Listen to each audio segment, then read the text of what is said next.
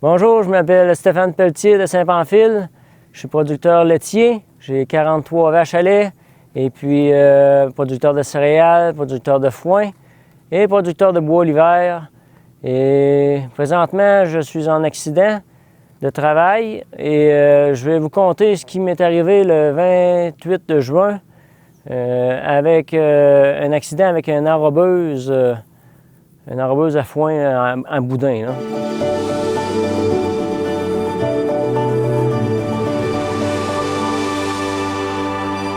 C'est avec sa machine-là que c'est arrivé. En fin de journée, vers les 6h15, le 18 de juin, on finissait de faire le boudin, puis on sortait les balles de l'enrobeuse pour la déménager, pour faire recommencer un autre boudin. Et puis, on a pris le bras qui sert de poussoir pour sortir les dernières balles. On a poussé les premières balles, tout allait bien. Après ça, il y a une rallonge qu'on rallonge, puis on met une botte pour que le bras soit plus long. J'ai été positionné vis-à-vis d'ici. Et puis j'essayais de soulever la barre qui était rendue quasiment à la sortie ici. J'essayais de la soulever, je n'étais pas capable. J'ai dit à mon père, attends un petit peu, je vais me mettre le long de la balle, puis je vais la soulever, puis mais que tu sois à côté, je vais me reculer de là. Fait que là, j'avais le pied, un pied ici, puis l'autre était ici. J'ai été soulever la barre, puis à la minute que la balle, le poussoir à côté dans la balle, par réflexe, mon père a actionné le deuxième bras qui fait virer les rouleaux. Dans ce sens-là. J'avais le pied ici. Mon pied s'est remonté ici, plié genre dans le sens comme ça, complètement à côté. La rotule d'ici était rendue sur le dessus. Puis quand ça s'est fait, mais c'était instantanément, j'ai rien senti. Mais par après, je me suis regardé le pied. J'ai dit, je suis dans la merde en tabarnouche. J'ai dit, qu'est-ce qui va m'arriver avec tout ça, là? J'ai dit, je suis même plus capable de tirer mes vaches, je suis même plus capable de finir mes foins, on est en pleine période de foin. J'ai dit, ça va me prendre de l'aide, certain. Puis là, une chance que j'avais un petit gars qui s'appelle Dylan. Il y a ici Dylan. C'est avec Dylan qu'on a réussi à pas fermer la ferme, puis ma blonde aussi.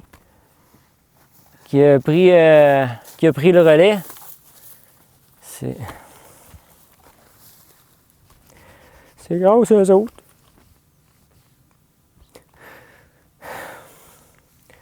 C'est grâce aux autres que j'ai été capable de rester ouvert. Parce que j'aurais été vraiment dans la merde. Tu as pensé sérieusement à vendre la ferme ou toi, être obligé de fermer? Oui, c'est ça. Puis là, dans la journée qui suit, mais j'ai passé la journée à l'hôpital. Le lendemain, 24 heures après, je me suis fait opérer. Puis après l'opération, je me suis emmené à la maison. J'ai eu une belle nuit blanche que j'ai passée, que j'avais plus aucune position parce que c'était en train de dégeler. Fait que ma blonde a passé la nuit debout, elle aussi. Puis elle avait les vaches à tirer le lendemain matin. Fait que, vous voyez l'impact que ça peut avoir un accident de même. C'est de l'impact pour tout le monde.